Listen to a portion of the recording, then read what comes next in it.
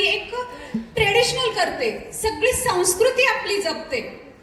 आणि सगळी संस्कृती जपत असताना आपलं हिंदुत्व मध्ये संस्कृतीचे सण वार, आपले जे घरातले फंक्शन असतील, सगळ्यांना कार्यक्रम अटेंड करणं असेल, हेही जपते संसार करत करत. दुसरी गोष्ट आर म्हणजे रिलेशन. रिलेशन आपले नातेसंबंध, आपलं मायाश्री मॅडमशी, त्यांच्या ग्रुपशी आपलं काहीतरी नातेसंबंधात जोडलं गेलेलं आहे की नाही? पुरस्कार घेऊन शांत का आहे की नाही? म्हणजेच आपलं नातेसंबंध. ई म्हणजे एनर्जी. आज किती एनर्जीने तुम्ही इथे आला आहात, उत्साहाने आला आहात. माहिती का किती जणांना 8 दिवसापासून म्हणत असतील की माझा गुणगौरव सत्कार सोहळ्यामध्ये माझं नाव दिलं आहे, माझा सोहळा होणार नाही, आणि थोड्याच वेळात स्टेटसला फोटोही पडतील की माझा सत्कार झाला. झाला की नाही? मान्य की नाही? हे एनर्जी आहे आपल्यामध्ये. सगळ्या गोष्टी करून आपण इथे उत्साहानं इथे तुम्ही आमंत्रण दिल्याबद्दल तुम्ही तुमचा वेळ काढून इथे उपस्थित झालात. यामध्ये एनर्जी दडलेली आहे. दुसरा ई म्हणजे ते म्हणजे एफर्ट्स. इथे येण्यासाठी कष्ट लागलेत की नाही? आणि त्यापेक्षाही जास्त माया मॅडमलाही त्यांच्या संस्थेलाही कष्ट लागलेले आहेत. मॅम एफर्ट्स घेतलेत ना तुम्ही? अरे हा तरी म्हणा, एफर्ट्स घेतलेत ना त्यांनी? आज एफर्ट्स घेतलेत म्हणून हे इतकी संख्या आणि हा इतका चांगला कार्यक्रम आपल्या समोर सादर झालेला आहे. म्हणजे स्त्रीमध्ये सगळ्या गोष्टी दडलेल्या आहेत. म्हणून मी तुम्हाला एक छोटीशी गोष्ट सांगते. गोष्ट आवडती ऐकायला? किती जणांना गोष्ट आवडते? ओके. जर आपल्या ऐकण्याची बौद्धिक क्षमता असेल ना, ती स्टोरीतून असते. बरेच जणांना ना स्टोरीतून ते कळत असतं. महिला नेहमी संघर्ष करते. माझे 3 मुद्दे लक्षात ठेवा, मी प्रश्न विचारणार आहे. पहिला मुद्दा आहे माझा संघर्ष. महिला संघर्ष कधीपर्यंत करते? जन्मल्यापासून तर पूर्ण आपलं जीवन संपेपर्यंत संघर्ष असतोच. बरेच जण म्हणतात आता काय झालंय कमवून सगळं, आता काय करायचे? तरीही संघर्ष असतोच. रोजचा जीवन जगत असताना रोजचा दिवसही संघर्षाने जात असतो.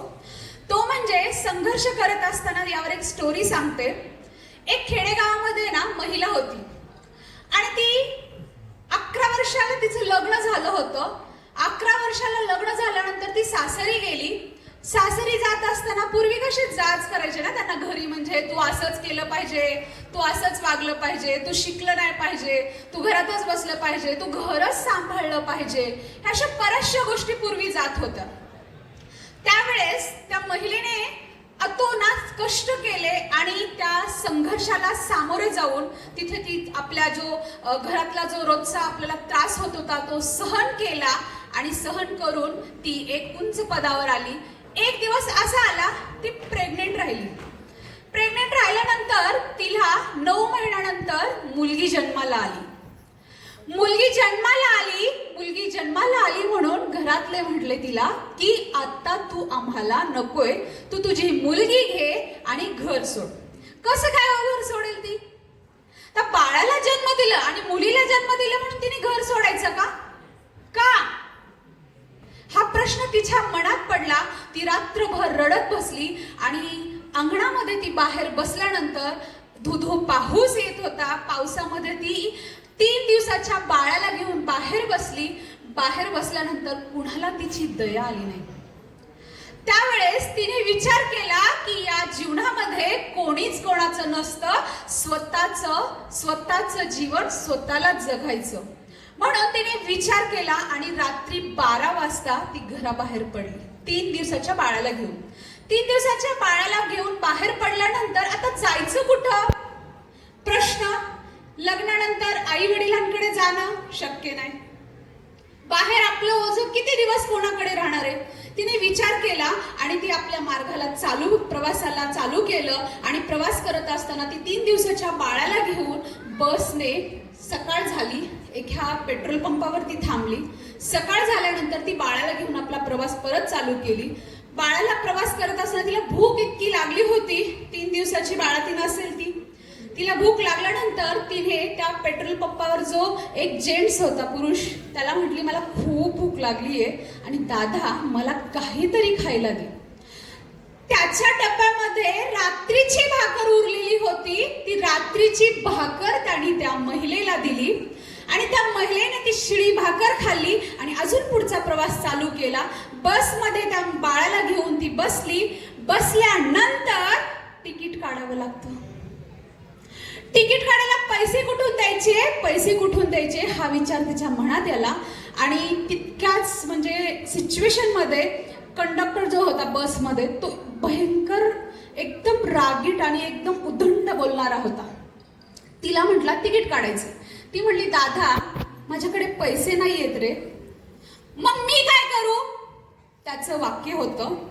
त्यावेळेस ती म्हटली तू गावामध्ये मला उतरल्यानंतर मी तिथे कोणाकडून तरी घेईल आणि तुला पैसे देईल. दादा मला बसमध्ये बसू दे. तरीही त्या जेंट्सने तिला त्या बसमध्ये बसू दिलं नाही. परत ती खाली उतरली आणि आपला चालत चालत प्रवास तिने सुरू केला. आणि चालत चालत प्रवास सुरू करत असताना 3 दिवसाच्या बाळाची काय अवस्था असेल त्या बाळाला घेऊन ती आपला चालतीचा प्रवास सुरू केला. आणि चालतीचा प्रवास सुरू करत असताना ती पुण्याला पोहोचली. रिअल स्टोरी आहे. ती पुण्याला पोहोचल्यानंतर आता राहायचं कुठं हा प्रश्न. त्यावेळेस तिने अजून एक मंदिर आहे, मंदिराच्या मागे ते मंदिर सगळ्यांनीच बघितलेलं आहे आणि ते प्रसिद्ध मंदिर आपल्या पुण्यातलं आहे ते म्हणजे दगडूशेठ मंदिर.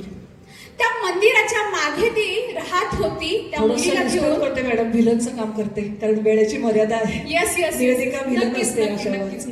आणि त्या बाळाला घेऊन 3 दिवसाच्या प्रवासामध्ये ती दगडूशेठ मंदिराच्या मागे राहिली. मागे राहिल्यानंतर तो असेच दिवस बाळाला मोठं केलं आणि आपल्या स्वतःच्या मुलीला मोठं करत करत ती अनेकांच्या मुलांनाही मोठं केलं. त्या म्हणजे दुःखातही हार मानली नाही, संकटातही थांबली नाही, स्वतःच्या अश्रूंना शक्ती बनवून ती आपली आई झाली. ती म्हणजे सिंधुताई सपकाळ. कोणाकोणाला माहिती सिंधुताई सपकाळ? त्या एक अनेकांच्या माई होऊन गेल्या. तिने तिच्या जीवनाचा संघर्ष केला. मी थोडक्यात सांगितला. असे संघर्ष आपल्या अनेक महिलांनी संघर्ष केलेले आहेत. वेळेचा अभाव असल्यामुळे अजून दुसरा 1 मिनिटामध्ये मुद्दा सांगते, तो म्हणजे संरक्षण. महिलांना संरक्षण असणं खूप गरजेचं आहे. आपण सोशल मीडियावर बघतोच आहे. जर तुम्हाला सोशल मीडियावर ब्लॅकमेल असेल, तुम्हाला फसवणूक असेल तर तुम्हाला इंटरनॅशनल कमिटी तिथे तुम्हाला किंवा सायबर सिक्युरिटी तिथेही तुम्हाला कंप्लेंट फाईल करता येते. त्या त्रासाला तुम्ही सामोरे जाऊ नका, ऐकून घेऊ नका, थांबू नका. त्वरित तुम्ही तिथे तुमची कंप्लेंट फाईल करू शकता. तुम्ही तुमचं संरक्षण करू शकता. इमर्जन्सी नंबर असतील, पोलिसांचे असतील, ॲम्ब्युलन्स असेल, अनेक नंबर असतील, ते तुमच्या मोबाईलमध्ये सेव्ह करून ठेवा. दुसरी गोष्ट आहे ते म्हणजे सुरक्षा. तुम्ही तुमची सुरक्षा स्वतः करू शकता.